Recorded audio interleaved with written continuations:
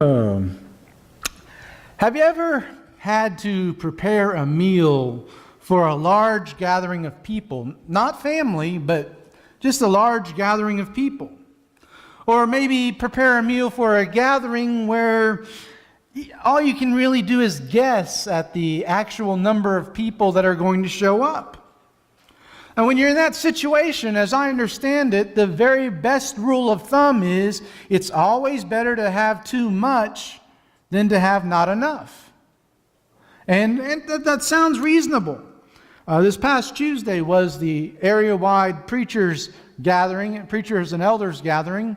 And for some reason, I was asked to see if I could coordinate and have all the preachers meet at Bentonville Church of Christ for a little bit of information about Bentonville Christian Academy. I don't know, something about that. And so anyway, I did that, and I had volunteered Monica to make lasagna for the meal. And she had to go and buy a pasta maker so she could. So, happy Valentine's Day. Anyway, but so I had, about a month earlier, I had sent out an email to all the area preachers and saying, okay, tell your elders about this and get back with me and let me know how many are coming. Not too many people responded to that first email. So about 2 weeks ago, I sent out another email, or 3 weeks ago, I sent out another email, and then I sent out a final email, and we knew about the number of people that were going to come, but there's always people who show up that didn't respond. And they count on you having extra. So we had extra lasagna. We had 2 pans of lasagna extra. And we don't have them anymore, but my pants shrank a little bit, I think, or something. But anyway, but the point is you always want to have more than enough to take care of the people you're preparing for. If you would open up your Bibles to Luke chapter 9. Luke chapter 9. We're going to look tonight at the only miracle that is recorded in all 4 gospel accounts. There are some that are recorded in 1 and 2 and 3, but only one miracle is recorded in all 4 gospels. And it's a big one. It's the feeding of the 5,000. And we're also tonight going to look at Jesus driving out a demon that the disciples could not. But I want you to think for a moment about the story of the feeding of the 5,000. What do you suppose was the biggest problem in the story of the feeding of the 5,000? Well, if you were to ask me, I would always thought that it was the food supply or lack thereof. That was the biggest problem. That was the biggest obstacle that there was in the way of the feeding of the 5,000. And while that was a large problem, I believe that there was an even bigger problem. And that bigger problem is also on display for us in the other story that we're going to be looking at. The larger problem, the biggest problem in each of these 2 stories is the dimness of the disciples. Let's start by looking at the story of the feeding of the 5,000. If you would follow along with me as I read Luke 9, verses 10 through 17. When the apostles returned, they reported to Jesus what they had done. Then he took them with him, and they withdrew by themselves to a town called Bethsaida. But the crowds learned about it and followed him. He welcomed them and spoke to them about the kingdom of God and healed those who needed healing. Late in the afternoon, the 12 came to him and said, "Send the crowd away so they can go to the surrounding villages and countryside and find food and lodging, because we're in a remote place." He replied, "You give them something to eat." They answered, "We have only 5 loaves of bread and 2 fish. Unless we go and buy food for all this crowd." About 5,000 men were there. But he said to his disciples, "Have them sit down in groups of about 50 each." The disciples did so, and everybody sat down. Taking the 5 loaves and the 2 fish, and looking up to heaven, he gave thanks and broke them. Then he gave them to the disciples to set before the people. They all ate and were satisfied, and the disciples picked up 12 baskets full of broken pieces that were left over. Again, the needs associated with the hunger of the crowd are important, but the focus is on the dimness of the disciples. The focus is on the disciples' lack of faith. Excuse me. The lack of faith for the disciples, this is the valley that they have to cross. Their lack of faith prompts them to ask a question of Jesus. But before we get to that, they had just returned from what we would call today a mission trip. Now, normally, when you get back from a mission trip, it's a time of heightened faith. I mean, you went out into the mission field. Maybe it was to a foreign country. Maybe it was just a domestic mission within the United States. But when you come back from a mission trip, normally that's a time of heightened faith. I mean, you've been out there, you've been talking to people, you've been reaching people with the gospel message, and your faith has been built by that. We'd like to think that this would especially be true for the disciples. I mean, because they were able to do things that you and I wouldn't be able to do if we went on a mission trip. Look back at verses 3 through 6 of Luke chapter 9. Jesus tells them, take nothing for the journey. No staff, no bag, no bread, no money, no extra tunic. Whatever house you enter, stay there until you leave that town. If people do not welcome you, shake the dust off your feet when you leave their town as a testimony against them. Now listen to verse 6. So they set out and went from village to village, preaching the gospel and healing people everywhere. Not only were they able to preach the gospel, they were able to heal people. They were able to do and perform miracles. This would be an exciting time for them, we would think. In fact, in Luke 22, verse 35, after the Last Supper and his prediction of Peter's denial, Jesus asked them a question. When I sent you out without purse, bag, or sandals, that's what he's talking about here in chapter 9. Did you lack anything? Nothing, they answered. So not only are they out preaching the gospel, able to perform miracles, able to heal people, but even though they didn't take anything with them, they still have everything that they need. I mean, this had to have strengthened their faith. This had to have built their faith. They get back, though, and they apparently were trying to get away for a bit. Maybe they wanted some alone time with Jesus, perhaps to rest, maybe for a debriefing period so that Jesus is able to help them contain their excitement and all the things that they had been able to do and what it might possibly mean. But even though they maybe are trying to get away, the crowds find out where they are. And they follow them. Now, apparently the disciples had had some secret discussions.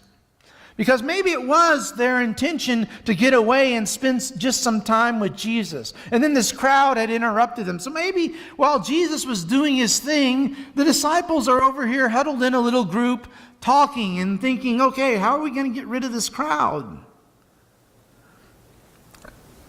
Then it happens. The 12, they come to Jesus and tell him it was time to send the people home. They needed to find food. They needed to find lodging. They needed to find things for them to take care of their needs. Jesus had been busy healing people, teaching people, talking to people, reaching out to people. And so he obviously had lost track of time.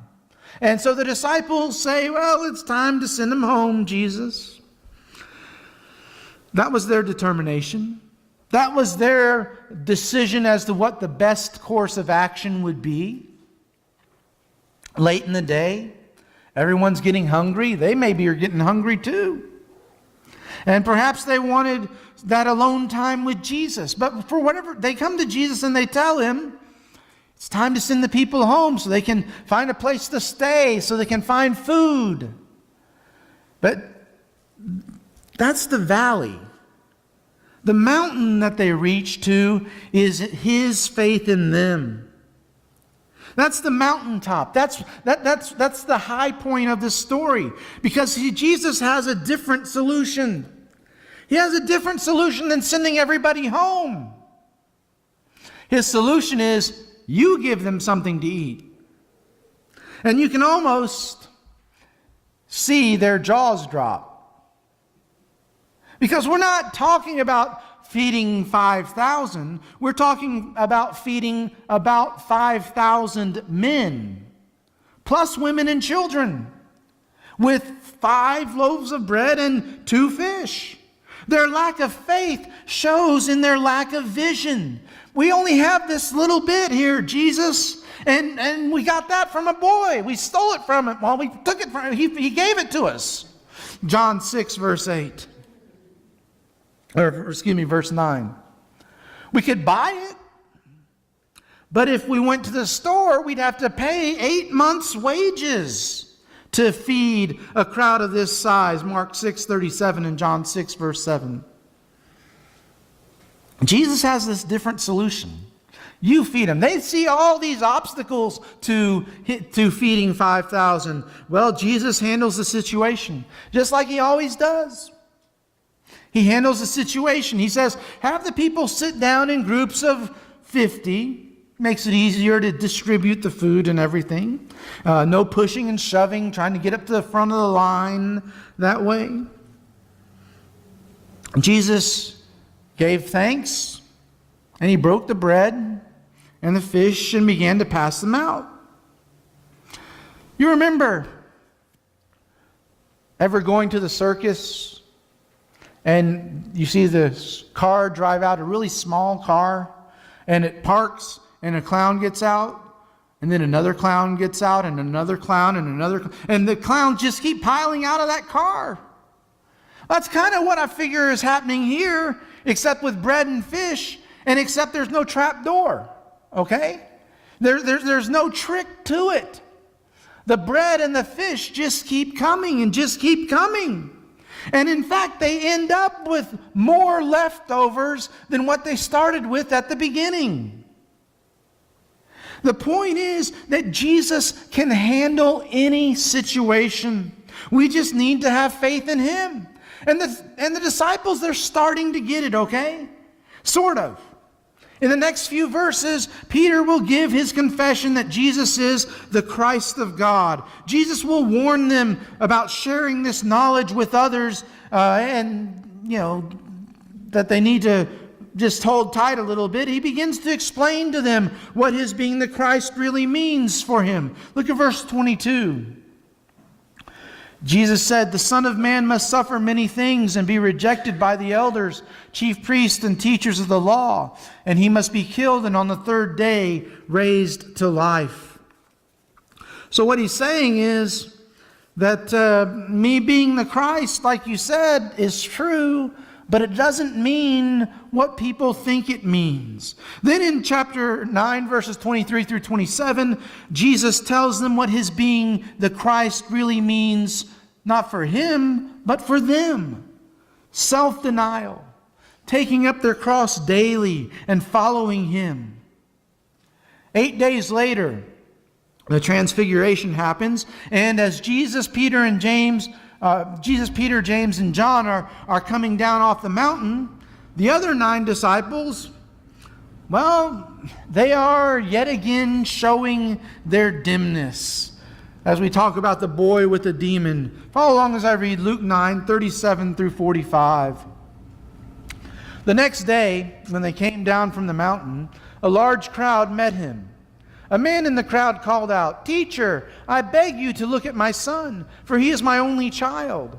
A spirit seizes him and he suddenly screams. It throws him into convulsions so that he foams at the mouth. It scarcely ever leaves him and is destroying him. I begged your disciples to drive it out, but they could not."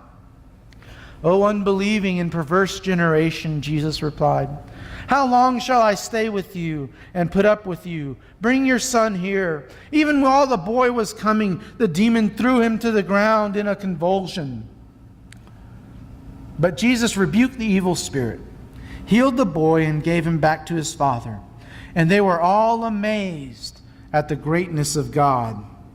While everyone was marveling at all that Jesus did, he said to his disciples, "Listen carefully to what I'm about to tell you. The Son of Man is going to be betrayed into the hands of men." But they did not understand what this meant. It was hidden from them, so that they did not grasp it, and they were afraid to ask him about it. The boy is brought to Jesus. Their lack of belief. Let's talk about that.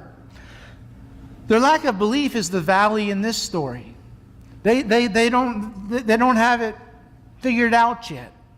They still don't understand everything. This man had brought his son to Jesus, his only child. Brought him to Jesus because he needed Jesus to cure his boy of a demon. A demon that had very nearly destroyed the boy on more than one occasion. Other accounts of this tell us it would throw him into the fire or into the water, and the demon was actively trying to destroy the boy. And it had done this more than once. But when the man gets to where Jesus' disciples are, his problems continue to mount because Jesus is out of the office. He's up on the mountain being transfigured. And they want him there so that he can take care of it. So the disciples, they say, well, let us take a crack at it. Let us see if we can do it. And you can see him say, no, I'm going to try it. No, let me try it. No, let me try it. And maybe they go through all 9 of the ones that are there, trying to do it, but they're unable to do it. Remember verse 6? They went out from village to village preaching the gospel and healing people everywhere. Some of those healings might have been demon possessions. They'd done it before. Why can't they do it now? Well, Matthew goes, so the disciples had tried, but to no avail. Luke touches on the reason in verse 41. He says, "O unbelieving and perverse generation." That gives us a little clue as to what the reason is. Matthew is a little more in depth. In Matthew 17, verses 19 through 21, it says, "Then the disciples came to Jesus in private and asked, 'Why couldn't we drive it out?' He replied, 'Because you have so little faith. I tell you the truth, if you have faith as small as a mustard seed, you can say to this mountain, 'Move from here to there,' and it will move. Nothing will be impossible for you. But this kind does not go out except by prayer and fasting." Mark adds that the teachers of the law were arguing with the disciples about this. Mark 9:14 and following. I imagine the argument also involved a little bit of taunting, because the disciples were not able to drive out the demon. And if the disciples weren't able to do it, then maybe Jesus wouldn't even be able to do it.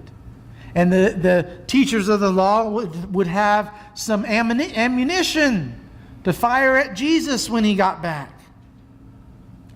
Well, their lack of belief, that was the valley, but Jesus drives out the demon. That's the mountaintop. The boy is brought to Jesus.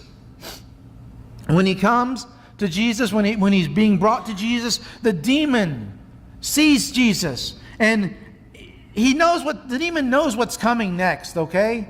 You have to think that he does know what's coming up, and he knows who he's face to face with. And so he throws the boy into one last convulsion, and Jesus rebukes the demon, drives the demon out, and gives the boy back to his father. The boy is brought to Jesus, and the crowd is amazed because Jesus does it. They're amazed at the greatness of God, verse 43. Perhaps the disciples are a little bit stunned. Maybe that's why Matthew and Mark tell us that they asked Jesus about it later on. Why couldn't we do it? But at the very least, the disciples are confused. While the crowd is wondering about this, Jesus then tells them, verse 44, "Listen carefully to what I'm about to tell you. The Son of Man is going to be betrayed into the hands of men." Why do you suppose Jesus would bring that up on this occasion. I mean, the people are going crazy. They're giving praise to God. They're excited about Jesus being able to drive the demon out of the boy. And Jesus throws cold water on it. Well, the meaning of this is hidden from the disciples. Maybe he wants them to know that this popularity isn't going to last.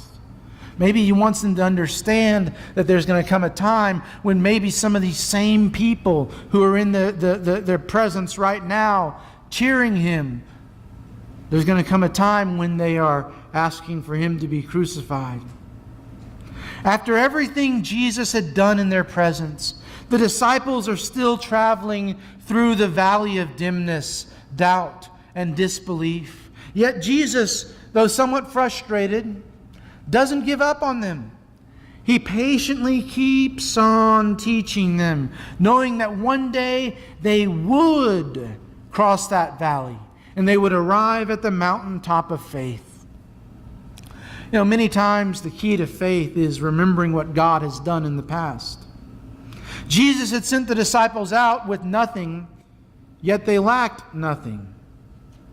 When faced with feeding 5,000 plus people, they should have known that Jesus could do it. At the same time, it did take a little bit of faith for them, didn't it? To actually even suggest, well, we've got 5 loaves of bread and 2 fish. But, how far is that going to go among so many? But Jesus, if we give it to you, maybe you can do something with it. Sometimes all God needs all it takes is a little bit of faith. Sometimes that's all God needs us to do, is to give him what we have. And then watch as he makes something excitingly wonderful out of it with his power. We turn things over to him. Other times we can lose faith because we're too focused on the past. Specifically, what, quote unquote, we have done in the past. And, quote unquote, we wonder why we can't do something that we were able to do just a short time ago. And our problem is that we forgot whose power really was at work. Matthew and Mark tell us this kind can only come out by prayer and fasting. Why is that significant? Because the disciples weren't praying or fasting? I think it's significant because prayer and fasting help us to focus on God rather than on ourselves. That's what they're designed to do. Pharisees had turned fasting into an art form.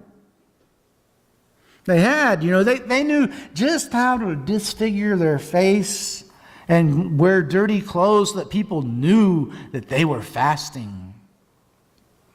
Jesus says, you know what? That's not the point. Prayer and fasting help us focus on God because God's the one who has the power. God's the one who has the capability, and God's the one who has, the power to take us out of that valley, whatever valley we're in, and take us to the mountaintop. What about you? Where are you at in your journey? Are you at a point in your journey where you're ready to climb out of that valley of disbelief? If so, now's a good opportunity to start that climb. We want to help you to do that as well. We will help you if you'll let us know. Maybe that first step is publicly confessing that you want Jesus to be Lord of your life by being immersed in the watery grave of baptism. Maybe that first step is saying, you know what? I've been trying to do this with my own power. And I need to remember that it's God's power that changed me. And it's God's power that can help me to change others. Maybe it's some other need that you might have, but whatever that need is, We want to help you with that, and we will help you with that if you'll come to the front now as we stand and sing together.